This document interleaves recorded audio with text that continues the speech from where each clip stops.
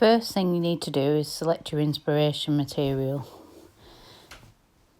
You then need to gather all your materials that you're going to need. So you'll need different yarns, some sewing machine thread, some scissors, and then later on in some other techniques I'm going to show you, you'll need a range of different fabric samples. So just scraps, doesn't have to be anything too big. So here for the wrapped yarns you need the normal machine foot, because you're going to be sewing with a zigzag stitch, and you can see here that I'm selecting a range of different yarns and wools in reds and blues in order to interpret the vascular system.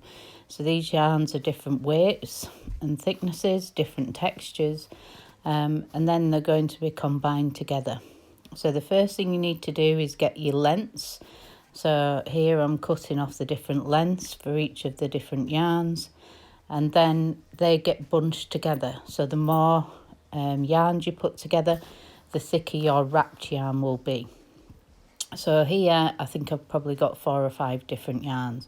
So you need to put your presser foot down, and then you can see where the presser foot is holding it, and then I'm twisting the yarns together. So I'm twisting them, and then I've got the machine set at a zigzag stitch, and the feed dogs are up, so the machine is dragging the yarns through.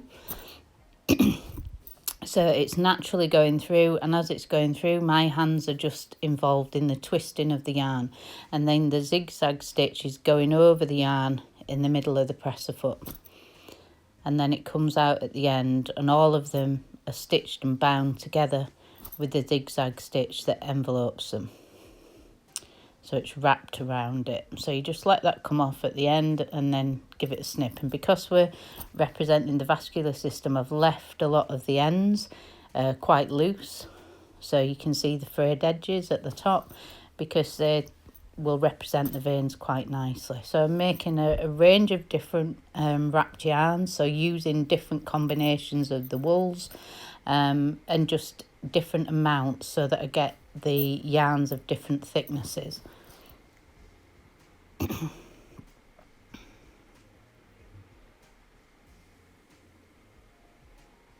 So you keep going like that until you've got enough. And now here you can see I'm going to make a slightly bigger vein. So I've got 2 of the wrapped yarns that I'd already made, and now I'm going to twist those together, so I'm doubling the thickness.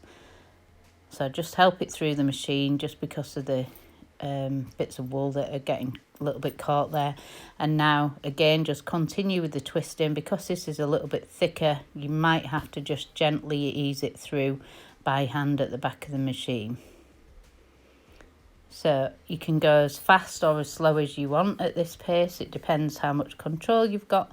So that's one of the thicker yarns. So once you've got them all together in a group, then you're ready to start assembling them together. So what I'm trying to do is to create a structure that looks like the internal sort of vascular system, so that it looks like the arteries and veins, but thinking about that idea of it becoming some sort of a fashion item. So here you can see that I'm pinning them together by hand, just to create the loops and things to make it easier for hand sewing. So here I've threaded a needle with a double thread, knotted it, and then I'm just stitching through the wrapped yarns to fasten them together at specific anchor points. And then you'll see in a minute where I wrap around with my hand sewing thread as well, just to get a really good close join. Now you don't want your thread too long at this stage, because if you do, it'll end up getting caught, which you can see there. It ends up a little bit gnarly and it gets caught on things. So, not too long, but not too short, otherwise you end up rethreading all the time. So once you've attached them together, put a couple of knots in, and then just snip off your hand sewing thread. So you'll see there that now the 2 wrapped yarns are connected together at that one anchor point. And then I go on and I continue to hand sew them together using the different yarns and putting those together. The reason why I've just put it on the white fabric is so that it's a bit more visible for you guys, so that you can see. So again, just anchoring through by hand, stitching those together. Now the blue yarn that I used is really quite good for the vascular system because it's already, the way that that yarn is spun, it's got these little sort of bits that protrude off.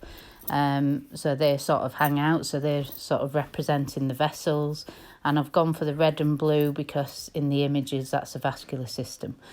So here you can see I'm going backwards and forwards and creating like a zigzag, and you can see me threading the wrapped yarns onto just the needle, and then when I'm sewing that through, I'm leaving that bend in the needle, in the thread, so that I get that wavy line. So you can see here, these are all the different yarns connected together.